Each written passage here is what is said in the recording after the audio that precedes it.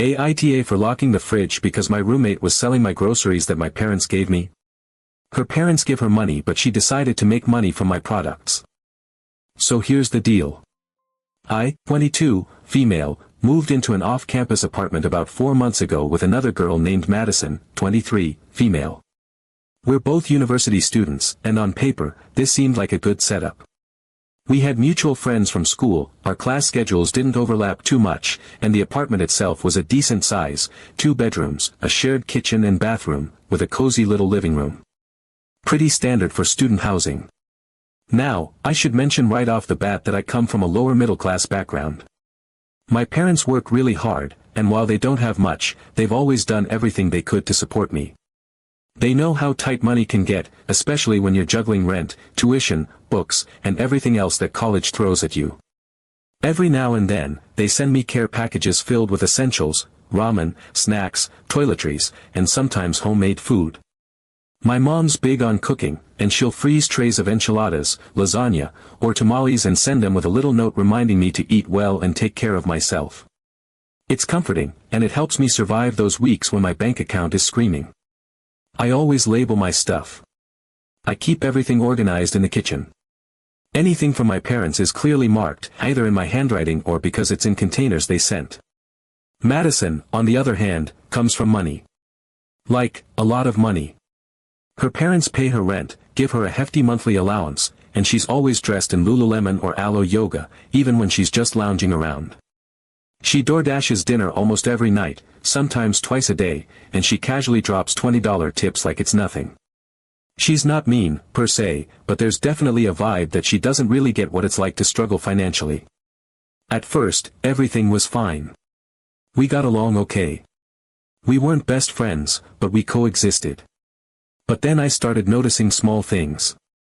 I'd buy a box of granola bars and 2 would be gone the next day. A brand new tub of yogurt would suddenly be half empty. At first, I honestly thought I was just being forgetful. I told myself I probably ate them and just didn't remember. I didn't want to be paranoid or accuse anyone over a granola bar. But then things got weirder.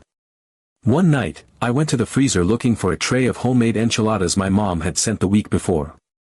Gone. Completely gone. I knew for a fact I hadn't touched them yet. Another time, I had a sealed bag of imported chocolate-covered almonds my aunt gave me for my birthday. I came home after a long shift at work, dreaming about those almonds, only to find the bag ripped open and most of them gone. That's when I stopped gaslighting myself. Something was definitely going on. But the moment everything came crashing down was completely surreal. I was taking out my trash and bumped into a girl from another apartment down the hall. We chatted for a minute, and then out of nowhere, she mentioned how she had bought one of those cute mason jar parfaits from Madison the other day. I froze. I don't make mason jar parfaits for fun, but I had made a few recently using the ingredients from my last care package: Greek yogurt, berries, granola, even honey from a little farm stand back home. I had made them for myself and kept them in the fridge, sealed with lids. I asked her what the parfait looked like. She described it exactly. Down to the twine my mom wrapped around the jar, to make it cute. I went back to the apartment and confronted Madison. I didn't yell, I didn't go full meltdown. I just asked her if she had been taking my food and, more specifically, if she had been selling it. She didn't even blink. She said, and I quote, "We're roommates. We're supposed to share." Like this was the most natural thing in the world. I couldn't believe it. Sharing is one thing. Offering someone a snack when they're having a rough day is kindness. But taking someone else's food that was sent with love, that I need to survive, and selling it? That's theft. And it's cruel. I told her straight up that it was unacceptable and that it couldn't happen again. I expected at least some kind of apology or maybe denial, but she doubled down. She said I was being dramatic, that it was just food, and that I should relax. She said that since she shares her DoorDash sometimes, it's only fair that I share my stuff too. Except I never asked her for her food. I never touched anything of hers, not even once. So I took action. I bought a mini fridge. It cost me almost an entire week's paycheck, but I figured it was the only way to protect my food. I set it up in my room, added a lock, and moved everything inside, yogurt, meals, even snacks. I left a note on the kitchen fridge explaining that from now on, none of my items would be stored in the shared space. Madison lost her mind. She came storming into my room, furious.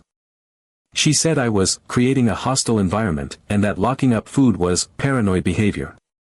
She said I was ruining the communal spirit of the apartment and acting like I didn't trust her. I told her, very calmly, that trust had to be earned and she had actively destroyed it. She called me petty, controlling, selfish. After that, things got tense. She stopped speaking to me except to make passive-aggressive comments. She started loudly telling her friends that I was a crazy control freak and obsessed with her food. She even accused me of hoarding because I had stocked up on essentials in my mini fridge and wasn't willing to contribute to the apartment. I tried to ignore it. I stayed out of her way. I kept the peace. But deep down, I was hurt. I felt violated. This wasn't just about yogurt or parfaits. It was about the fact that I live paycheck to paycheck and depend on the support of my family to make it through school. And here's this girl, who has every advantage, exploiting that. Not just taking what I need, but profiting off it. So yeah, now I'm that roommate. The one with the fridge in her room.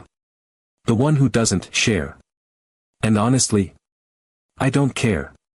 Because I'd rather be a little inconvenient than get taken advantage of. But still, sometimes I wonder, was I really the bad guy here? Was locking up my food too extreme?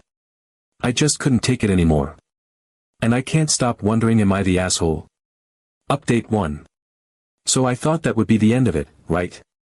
I figured once I moved everything into my room, once I physically removed my groceries from the shared space and put a literal lock on my mini fridge, that would be enough of a boundary even Madison couldn't twist her way around. I genuinely believed that would close the chapter. No more communal spirit nonsense, no more disappearing food, and definitely no more makeshift resale operation out of my homemade snacks. Wrong. 2 nights ago, I came back from a late shift at the campus cafe, totally wiped out, only to walk into my room and instantly feel that something was off. It wasn't anything obvious at first, nothing stolen, nothing trashed, but then I looked at the corner where my mini fridge sat. The lock was twisted. Not broken, but clearly tampered with. The latch was bent halfway open and there were fine little scratches all around the keyhole, the kind that only show up if someone's been prying or poking at it. My stomach dropped. This wasn't just some passive-aggressive tantrum. Someone had actually tried to break into my fridge. I keep a little security camera in my room. It's not for drama, my laptop, my school files, and a few heirloom items from my grandmother are all in there. My room is my safe space, and with Madison already pushing boundaries, I'd installed the camera months ago, long before I ever imagined I'd be using it to catch someone red-handed trying to steal snacks. I pulled up the footage, and there she was. Madison. Wearing gloves. Crouched in front of my fridge with what looked like a butter knife, jiggling the latch and inspecting the lock like she was auditioning for a low-budget heist movie. It wasn't a quick attempt either. She was there for nearly 10 minutes, trying different angles, backing off when she heard a sound, then returning like some kind of food bandit on a mission. At that point, I was equal parts furious and exhausted. It was almost 1 a.m., I was coming off an 8-hour shift, and now I had to process the fact that my own roommate had literally tried to break into my private fridge. I didn't say anything that night. I barely slept. I kept replaying the footage in my head, trying to wrap my mind around how deeply entitled and shameless you have to be to do something like that. The next morning, I confronted her. I didn't yell, I didn't have the energy.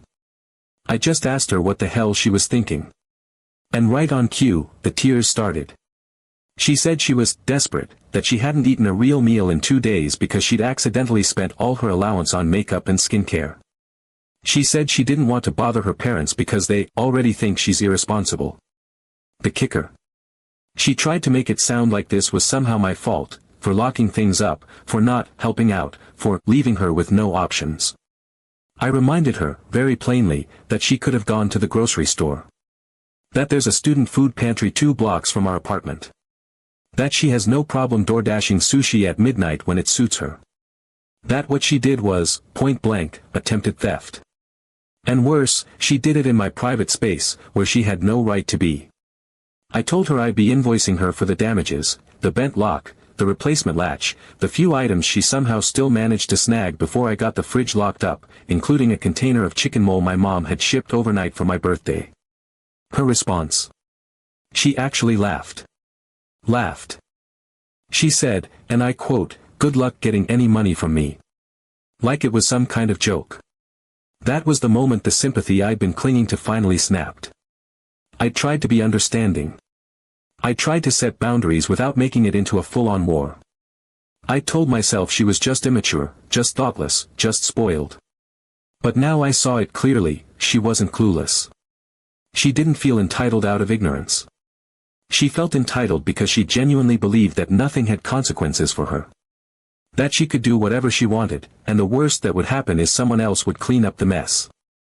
So I did invoice her. $87. Itemized. For the lock.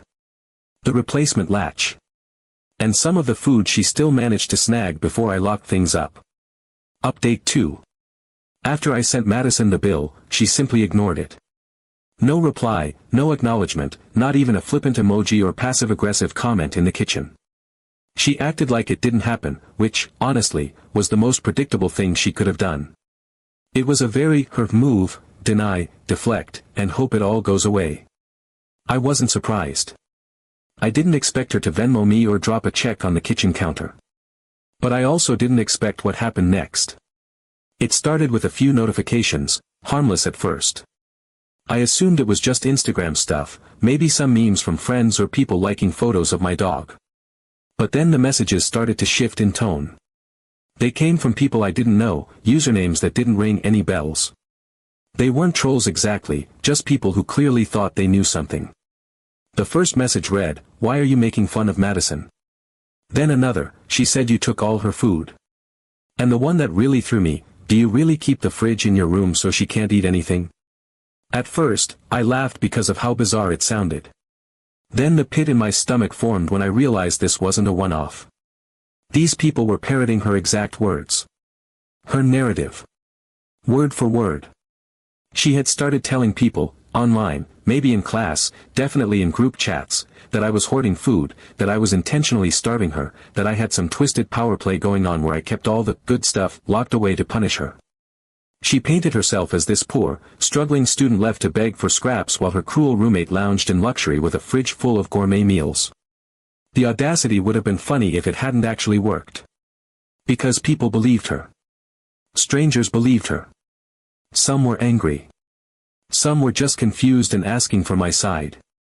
But all of them had been fed the same version of events, and I hadn't even realized I was in the middle of some twisted public relations war. Then came the screenshot that broke the illusion. One of the girls who had messaged me earlier sent a follow-up with a picture from a private story or group chat, I'm still not sure which. It was a photo of my mini fridge, with a caption that read, "She took all the food. I haven't eaten in 2 days." There was a crying selfie attached, one of those perfectly lit, glossy-tiered photos that look ripped from a soap opera. It was such a stark contrast to the girl I had just seen waltz in the door with a pink drink from Starbucks, balancing a bag of sushi and a package from Amazon. The disconnect made me furious.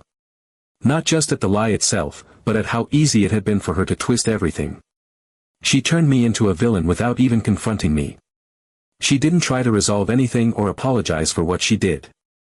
She just pivoted the story to make herself the victim and sent it out into the world for sympathy and validation.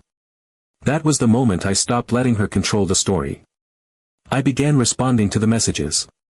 Not with sarcasm or emotion, but with pure, calm facts. I explained that not only had she eaten my food without asking on multiple occasions, but she also sold my food, literally resold meals my mom had made for me, to people in our building, like it was her personal Etsy project. I explained that I had set a boundary, moved my food into my room, bought a fridge and a lock with my own money, and that she had tried to break into it. I mentioned that I had video evidence of her trying to pry it open with a butter knife while wearing gloves, like some parody of a burglar. I never accused her of anything beyond what I could prove, and I never insulted her.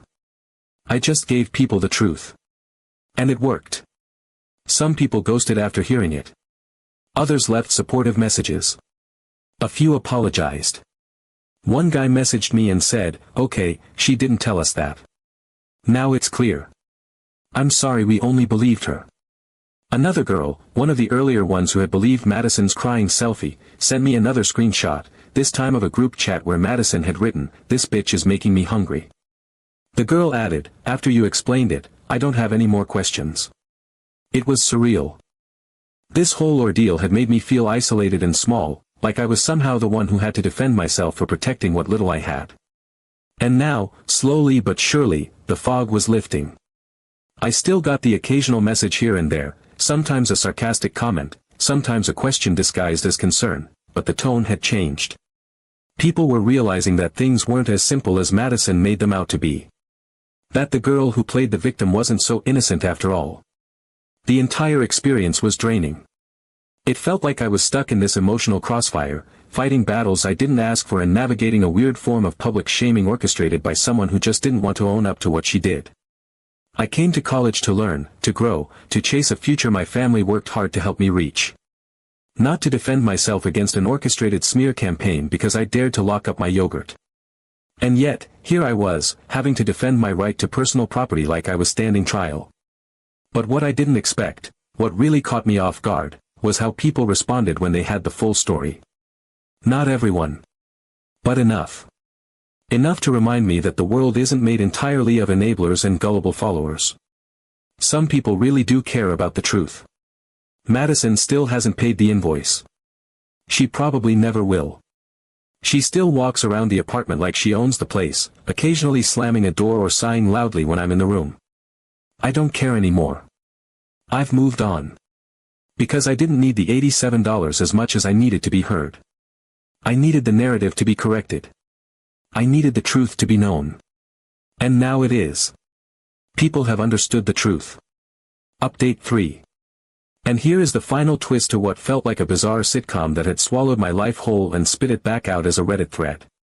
A few days after the storm of DMs, the group chat drama, and the slew of gaslighty Instagram stories, Madison abruptly packed her things. No explanation, no conversation. She wasn't even passive-aggressive about it this time, just cold, silent efficiency. A suitcase. A makeup bag that was worth more than my entire closet. Her laptop. A canvas tote bag full of protein bars. And then she was gone. She told me she was going to her parents' house for a break. I didn't ask how long she'd be gone. I didn't really care. The apartment was blissfully quiet. No door slamming, no sighing when I walked into a room, no strangers wandering in and out with mason jar parfaits in their hands. I spent the next few days studying in peace, catching up on lectures, cooking for myself without labeling every single container like I was managing a science lab. I honestly thought she'd come back. That she'd let things cool off, put on a face mask, and strut through the door like nothing ever happened. I figured she'd bring a new narrative with her too, something about how she needed space to heal from betrayal, or how some people just don't know how to share. I had mentally prepared for the eye rolls and fake smiles. But then, exactly 1 week later, I received an email. It wasn't from Madison. It was from her father. At first, I thought it was spam. Who gets emails from their roommate's parents? But it was real. Professional. Calm. Respectful. He introduced himself, explained that he had recently been made aware of a situation involving his daughter, and politely asked if I would be willing to share my version of events. He said he had only heard fragments and was hoping to get a clearer understanding. I paused for a long time before responding. I wasn't sure what to say. Part of me didn't want to get involved with her family, but another part, the part still raw from the fact that this girl had defamed me to half the campus, wanted someone in her life to finally know the truth. So I did what I've done this whole time. I told the truth. I wrote a summary of what had happened, as neutrally as I could. I explained that Madison had been taking my food without permission, reselling it to other students, and had even attempted to break into my locked mini fridge after I moved it into my room. I attached screenshots of the messages and the group chat posts that had started surfacing. And, yes, I included the security footage, grainy, time-stamped, undeniable. A girl in gloves with a butter knife, crouched like she was about to audition for a knockoff mission, impossible. That evening, he wrote back. His tone was gracious but firm. He thanked me for the detailed explanation, said he was deeply disappointed in his daughter's behavior, and offered a sincere apology on her behalf. He said she had misrepresented the situation quite severely and assured me that he would personally reimburse me for all the expenses related to the fridge incident. Not only did he transfer the $87 in full, but he also added $50 for the stress and emotional toll and said he hoped it would help with anything I might need to feel secure in my living space again. And honestly, I was stunned.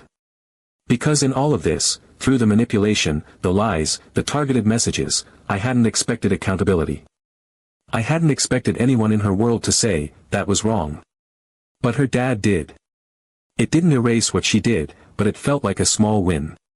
Like the truth had finally traveled farther than the story she spun. But the saga wasn't quite finished. A few days later, a post appeared in our university's student Facebook group. Anonymous, but not really. It was a long-winded rant about a toxic roommate who locks up food and blackmails people for money. The words practically vibrated with Madison's energy, self-righteous, theatrical, just vague enough to sound like a call for justice but detailed enough that anyone who knew the situation would recognize it immediately. The post tried to make it sound like I was some kind of food tyrant, guarding my refrigerator like smog hoarded gold, and that I had demanded money from a poor, starving roommate as emotional revenge. The comments section lit up. Some people defended the poster, saying that food should be communal in a shared apartment, that locking it up was extreme. But most weren't buying it. They started asking questions. If the situation was so unfair, why hadn't the starving roommate just bought her own food? Why was she blackmailed for money but had enough cash for new clothes and Uber Eats? And then, as if on cue, one of the girls who had messaged me during the earlier drama dropped a bombshell in the comments. She posted the exact screenshot Madison had sent to their group chat weeks earlier, the one where she admitted, in her own words, that she just wanted to make a little money off someone else's stuff. That same girl added a simple line below it, before you judge, ask why someone felt the need to lock up their own groceries in the first place. It was over after that. Madison never commented. Never tried to defend herself. The post faded into the void, and her defenders disappeared with it. Not long after, word got around that Madison had officially informed housing services she would not be returning to the apartment.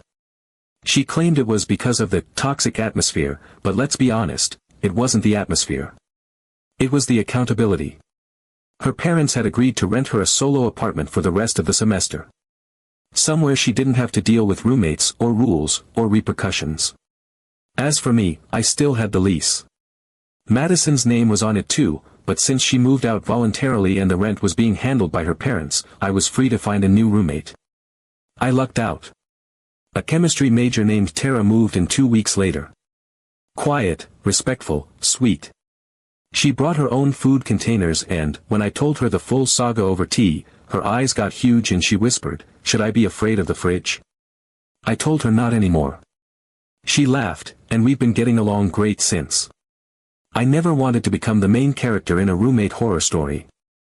I never expected that defending my own groceries would turn into a months-long saga involving social media smear campaigns, private messages, fake crying, and a dramatic parental intervention. But it happened. And it taught me more about people than any lecture or textbook ever could. Because not everyone who looks rich and confident is acting like an adult. Sometimes the ones who scream about injustice are the ones who created the chaos.